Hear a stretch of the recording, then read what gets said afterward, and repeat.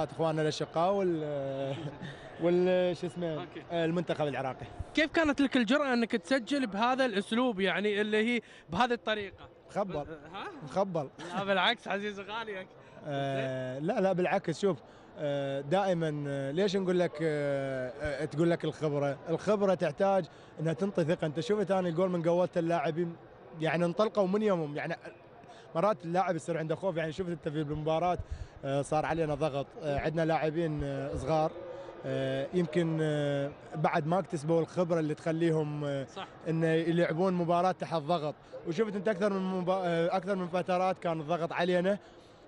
حاولنا ان نطلعهم باي شكل من الاشكال. يعني تعرف انت الهجمه اللي تصير لك صح تنطي ثقه للاعب. بس ما كان وايد مقنع المنتخب اليوم العراقي. 100% انا وياك بهذا. اتفق وياك 100%. انا ايش دا احكي لك هسه؟ دا اقول لك الخبره دا تفرق.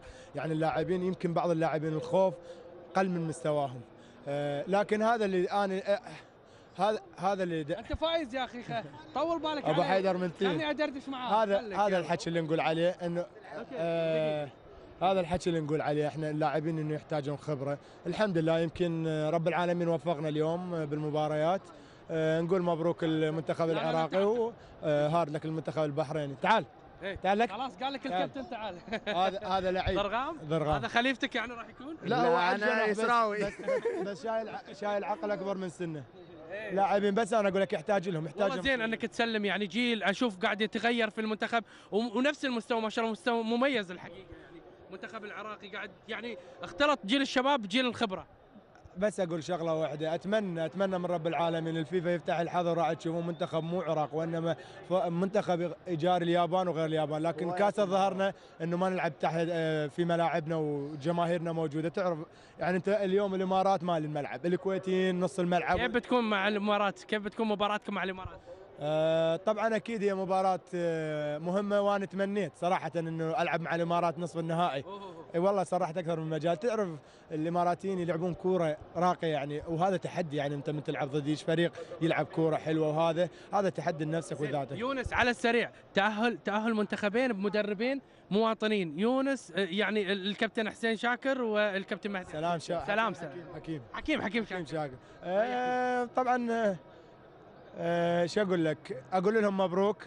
حتى تعرف العالم انه اكو عقليات عربيه لكن ما تعطى الفرصه، وانا شاهد على هذه الامور في كل البلدان، واتمنى انه ينطونهم الفرصه. طول بالك يا طويل العمر. يقولون بالدوري الاماراتي قريب ان شاء الله. مين؟ انت. انا؟ ايه؟ لا طيب ضرغام، اول شيء الف مبروك. كابتن وليد يعطيك العافيه، الف مبروك. طول بالك شوي. ضرغام، الف مبروك لهذه النتيجه. كيف تعاملتوا يعني؟